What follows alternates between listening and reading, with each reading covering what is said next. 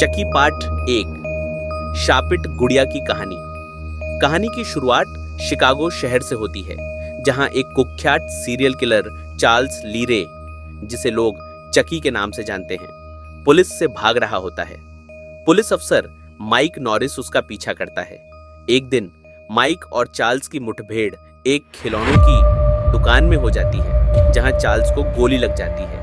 अपनी मौत को करीब देखकर चार्ल्स एक काले जादू गुरु की मदद से अपनी आत्मा को एक गुड़िया में ट्रांसफर कर देता है। यह गुड़िया गुड गाई नामक बच्चों की एक लोकप्रिय खिलौना गुड़िया होती है। चार्ल्स का शरीर वहीं मर जाता है, लेकिन उसकी आत्मा अब गुड़िया में बंद है। कुछ समय बाद करेन बार्कले नाम की एक माँ अपने बेटे एंडी का जन्मदिन मनाने की तैयारी करती है। एंडी को गुड गाई गुड़िया बहुत पसंद है, लेकिन यह गुड़िया महंगी होती है। करेन को एक सेकेंड हैंड दुकान से यह गुड़िया कम दाम में मिल जाती है और वह इसे एंडी के लिए खरीद लेती है। वह इस बात से अनजान होती है कि इस गुड़िया के अंदर चार्ल्स लीरे की आत्मा बसी हुई है। करेन यह गुड़िया एंडी को गिफ्ट करती है, जिससे एंडी बहुत खुश होता है। वह तुरंत गुड़िया का नाम चकी रखता है और उसे अपना दोस्त मानने लगता है। एंडी के लिए सब कुछ सामान्य लगता है, लेकिन जल्द ही अजीब घटनाएं होने लगती हैं।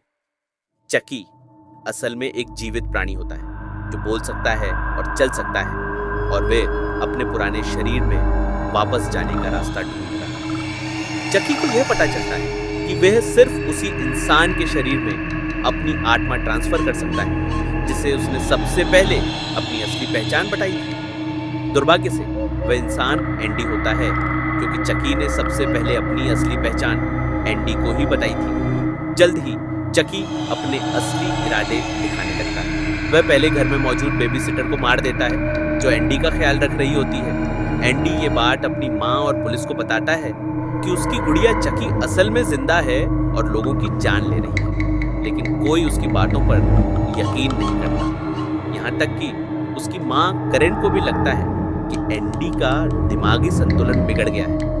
करेन के लिए यह बात तब सच साबित होती है जब वह खुद देखती है कि चकी बोल सकता है और उसके सामने जिंदा होता है। करेन घबराकर जासूस माइक नॉरिस से संपर्क करती है, जो चार्ल्स लीरे का पीछा कर रहा था। माइक भी शुरू में चकी की बातों पर विश्वास नहीं करता, लेकिन जल्द ही उसे सच्चाई का एहसास हो जाता है जब चकी उस पर हमला करने की कोशिश करता है। माइक अब करेन और एंडी की मदद करने का फैसला करता है।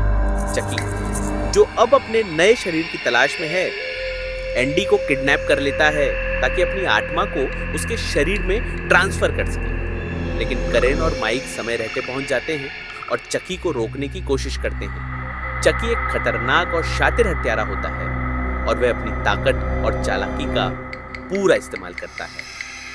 करेन और माइक उसे मारने की पूरी कोशिश करते हैं, लेकिन चकी बार बार बच निकलता है। अंत में एक लंबी और भयानक लड़ाई के बाद माइक चकी को गोली मारता है और उसे आग में जला देता है। चकी के शरीर को जलाने और उसे कई बार मारने के बाद ऐसा लगता है कि चकी आखिरकार खत्म हो गया है। लेकिन कहानी का अंत तब और भी डरावना हो जाता है जब चकी का एक हाथ अचानक फिर से हिलता है, जिससे यह संकेत मिलता है कि शायद वह अभी भी पूरी तरह मरा नहीं।